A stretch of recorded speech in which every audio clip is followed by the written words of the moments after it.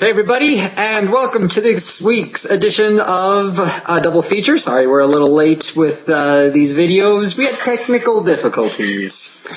Anyway, we are back. We're looking at the second installment of the Hunger Games trilogy that they're following along the lines of all of Hollywood and making it a quadruplet for whatever reason. Yeah, it's a trilogy! It's a trilogy! It's a trilogy! Anyway, so the Hunger Games Catching Fire with Jennifer Lawrence, Hollywood's it girl right now, and a whole bunch of other people. But really, everybody watches it just for Jennifer Lawrence, we'll be honest.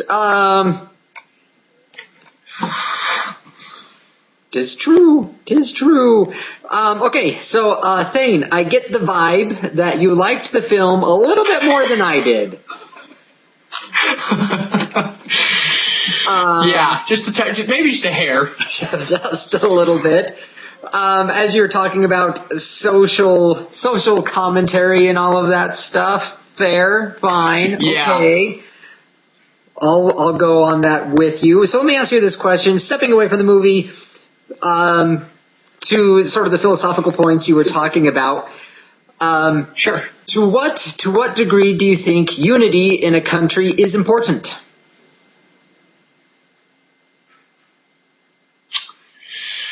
Yeah, I guess you're right. I was trying to, I don't know if unity is the right word I'm looking for but I guess what the point I was trying to make, I suppose, is, and I know this has been told several different ways. Animal Farm in 1984, and Ayn Rand's Anthem, and there's all these different books out there that basically deal with this same idea that we have a corrupt government, and yeah. Anyways, but I guess I suppose like after the 9/11 attacks happened, I felt like there was a unity in our country that brought us together in a way that I had never seen in my lifetime. Mm-hmm.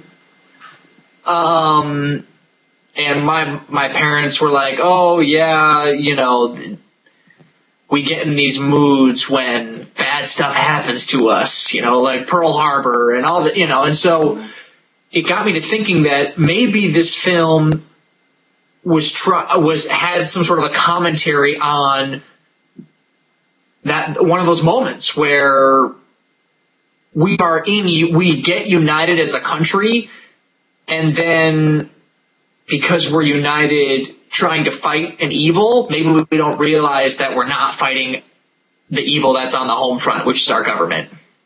And not to say that our government's evil now, and so I thought unity as a country is a good thing. It is a good thing, but that unity, I think, obviously just needs to stay in check with everything else. There's obviously a system of checks and balances with this. All right. Fair. And that was one of the, I don't know. So, yeah, the government became a little bit more involved in this film than it did in the first film. Yeah. Right. But that was the thing. For as much as the government showed itself to be involved, it left so many holes and narrative gaps in there for me.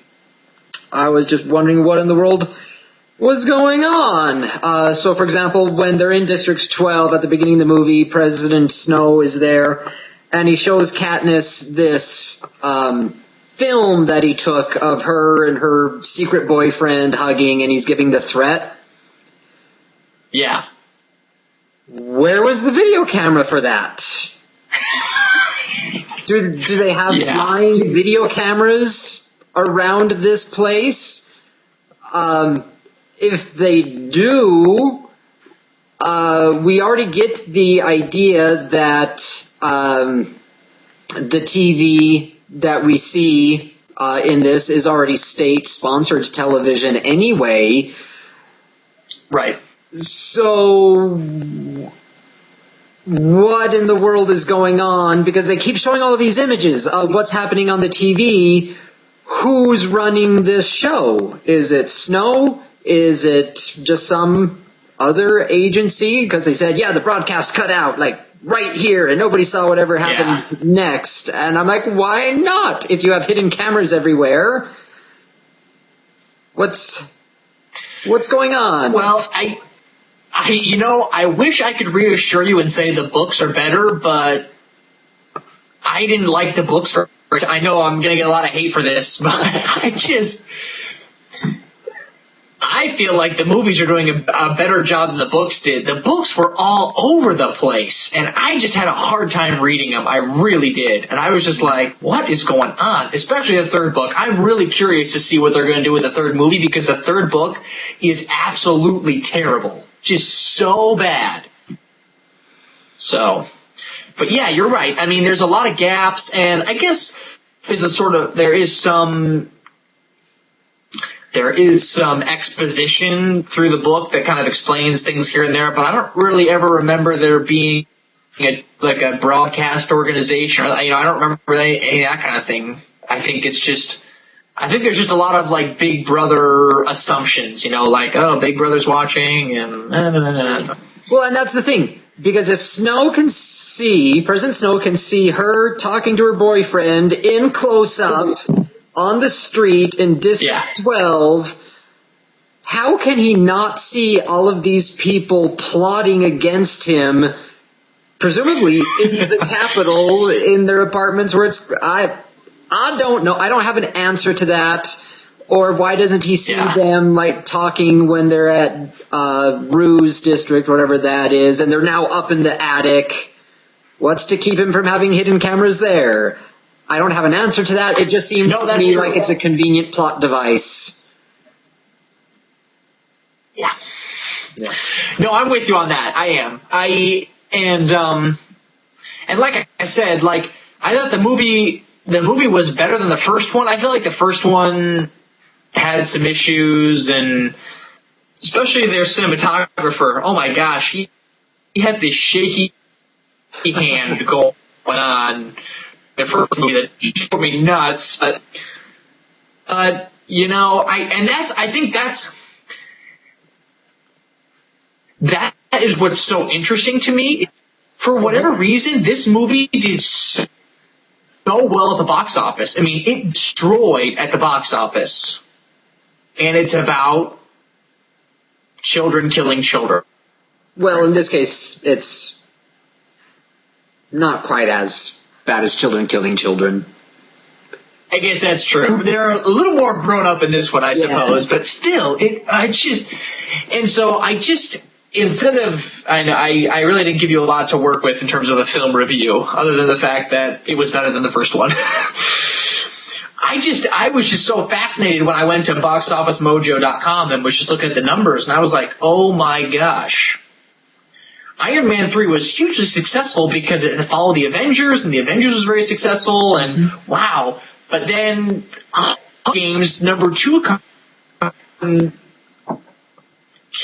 I don't get it. I mean, the film was entertaining. The film's entertaining, and I really like Philip Seymour Hoffman, so that was always fun to see him in movies. I think he's just he was a great actor, and I will miss him because I really enjoy his movies. Jennifer Lawrence is great too, but you're right. I mean, I walked out of the theater very frustrated with this movie because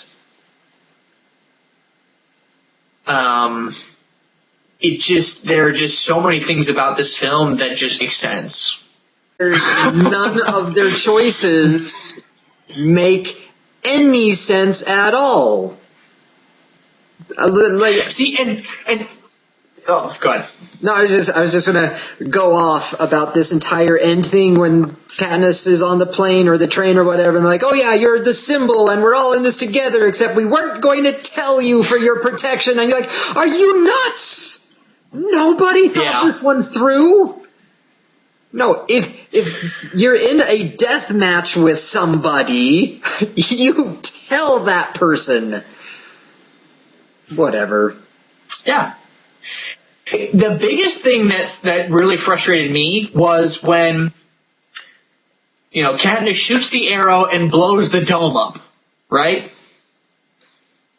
And Snow's watching, and he's like, "What? Impossible! How did this happen?" So he's shocked, right? Yeah.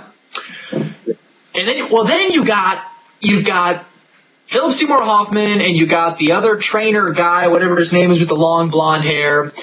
Both of them go and pick up Katniss, and she's like, "Where's Peeta?" They're like, "Oh, sorry, the government got to him first." Even though we knew that this was going to happen, we knew the dome was going to get blown up. We were all prepared to come rescue everybody, but the government, who was taken by surprise, got to Peeta first. And I'm like, what? You people are... How is that even possible? Then how did they know she was going to blow the dome up and da-da-da-da-da-da-da-da-da-da-da?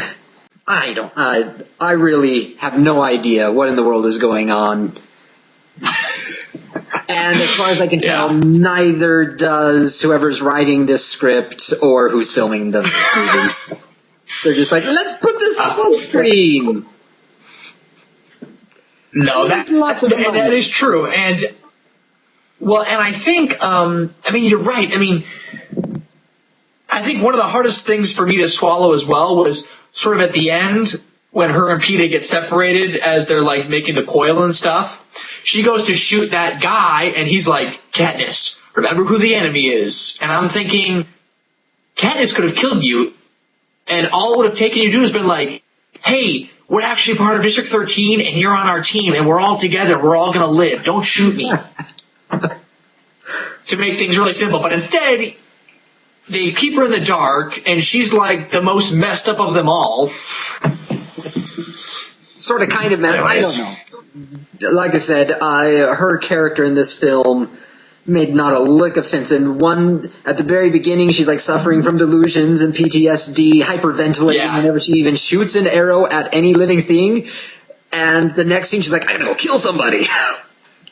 Like, that was sudden. Yeah. Quick recovery, I see. Yeah. Oh my gosh. Just wait. If they do the third movie like the book, in the third book, she is so irritating. She's a mess. Basically, yeah. Oh my gosh, yeah. Whatever. Yeah, whatever. I have nothing. So let's see if any of you out there have anything nice to say about this film. If you liked it, let us know down in the comments section below. Okay. Honestly, I don't really care if I like this one way or the other. So if you want, you can try and convince me of why this is a good film. Hate mail down below. And then come back here in a few days where you get to see our next film that we have up for review. And so until then, watch good movies.